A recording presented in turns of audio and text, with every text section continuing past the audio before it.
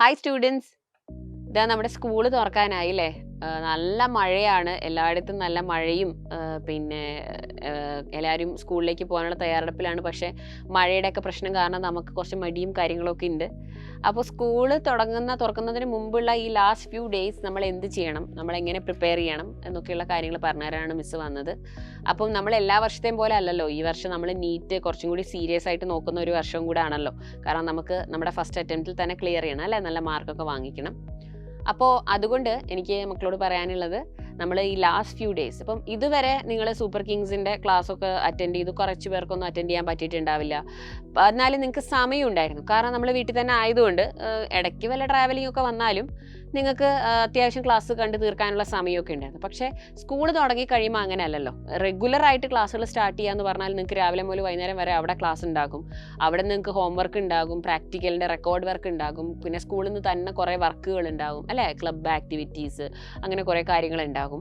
അപ്പോൾ സാധാരണ ഈ സ്കൂൾ അങ്ങ് തുടങ്ങി കഴിയുമ്പം എല്ലാവരും എന്താ പറയുക, നീറ്റൊക്കെ ഇനി പതുക്കെ നോക്കാം, ഇത് പിന്നെ എൻ്റെ ലാസ്റ്റ് സ്കൂൾ ഇയർ അല്ലേ, പിന്നെ സ്കൂളിലേക്ക് ചെല്ലുമ്പോഴേക്കും എല്ലാവരും എടാ നമ്മുടെ സ്കൂൾ ലൈഫിൻ്റെ ലാസ്റ്റത്തെ വർഷമാണെന്നൊക്കെ എല്ലാവരും പറയും. അപ്പോൾ നമ്മൾ അതങ്ങ് എൻജോയ് ചെയ്തേക്കാന്നുള്ളൊരു മൂഡിൽ പോവും. ക്ലാസ് കഴിഞ്ഞ് ഫ്രണ്ട്സിൻ്റെ കൂടെ ചായ കുടിക്കാൻ പോലും അങ്ങനെ കുറച്ച് സമയമൊക്കെ പോവും. അപ്പോൾ അങ്ങനെ ഒരുപാട് കാര്യങ്ങൾ, ഒരുപാട് ഫാക്ടേഴ്സ് ഉണ്ട്. സോ മക്കളെല്ലാം എൻജോയ് ചെയ്യണം, നമുക്കെല്ലാം വേണം. അറ്റ് ദ സെയിം ടൈം നമ്മൾക്കൊരു ഗോൾ ഉണ്ട്, അതായത് നമ്മൾ നീറ്റ് നോക്കുക അല്ലെങ്കിൽ നീറ്റ് ക്ലിയർ ചെയ്യുക എന്നുള്ളതാണ് നമ്മുടെ ഗോൾ എന്നുള്ളത് നിങ്ങൾ മറക്കാണ്ടിരിക്കുക.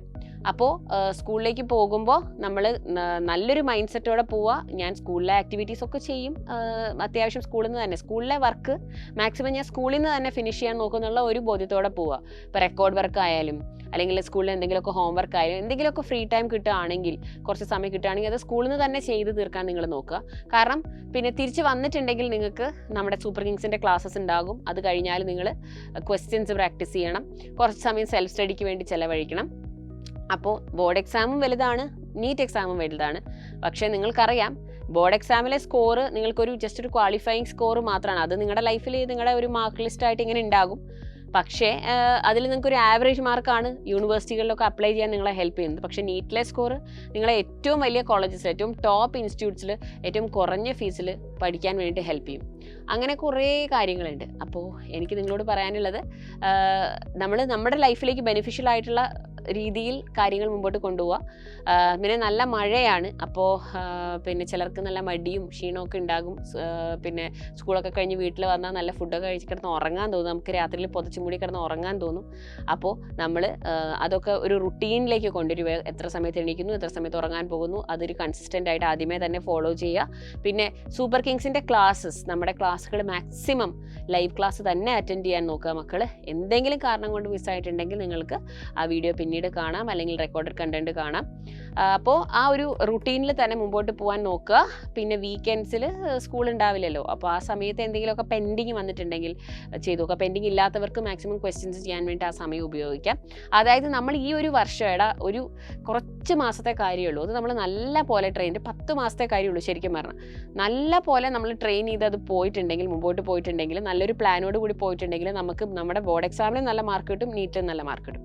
സാധാരണ ഇതൊന്നും നിങ്ങൾക്ക് ഇപ്പോൾ ഒന്നും മനസ്സിലാവില്ല. സാധാരണ എല്ലാവർക്കും സ്കൂളൊക്കെ തുടങ്ങി ഒരു 2 ആഴ്ചയൊക്കെ കഴിഞ്ഞ് നിങ്ങൾക്ക് കുറച്ച് കഴിയുമ്പോൾ ഒരു എക്സാം വരും, നിങ്ങളുടെ മിഡ് ടേം എക്സാമോ ക്ലാസ് ടെസ്റ്റോ എന്തെങ്കിലും ഒരു ഫസ്റ്റ് ഒരു എക്സാം വന്ന് കഴിയുമ്പോഴാണ് നമുക്ക് ആ ചൂട് വരിക. അയ്യോ ഇതുവരെ പഠിച്ചൊന്നും ശരിയായില്ലല്ലോ, ഇങ്ങനെയൊന്നും പഠിച്ചിട്ടാൽ എനിക്ക് മാർക്ക് കിട്ടുന്നില്ലല്ലോ.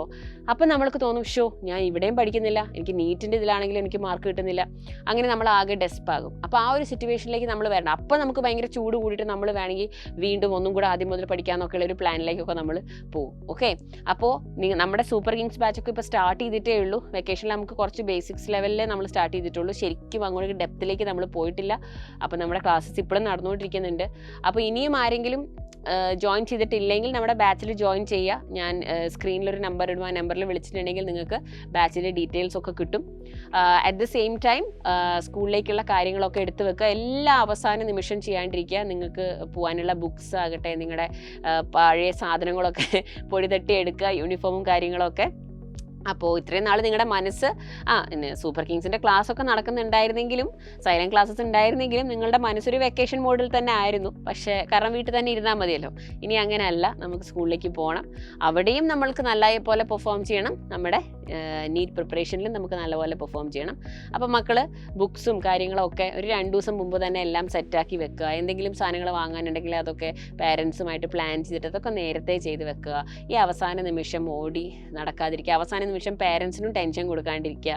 പിന്നെന്താണ്, നല്ല മഴയൊക്കെയാണ്, അപ്പോൾ മഴയൊക്കെ നനയാതെ നോക്കുക. ഒരുപാട് അസുഖങ്ങൾ വരുത്താതെ നോക്കുക.